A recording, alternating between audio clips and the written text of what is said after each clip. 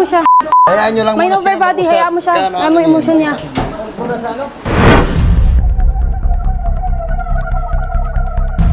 Ito po kasi yung warrant of arrest na. Ayaw na po ng mga batang makipag-ayos sa mga magulang nila. Ang gusto Opo. po nilang Ako rin mangyari yung ngayon hindi na. is ma-serve yung warrant and then makulong po yung nanay nila. Ganun lang po yung gusto nilang mangyari.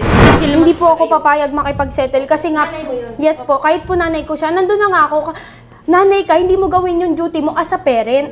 Sino ba nagsampa nito? Tita ko po. Alam ba ng tita mo ang totoong pangalan ng mama mo? Oo. Opo. Catalina. Catalina. Kaya nga po, may nakikita nyo dyan, may manifestation. Ibig sabihin Pabago-bago po, ng pangalan. Pabago-bago pangalan. Pero ang totoo niyang pangalan, Catalina Roberta Evangelista. Marami po siyang ID na pinabago-bago. ginagawa. Ayun, Catalina. Ano yung nakalagay sa warrant? Ruby.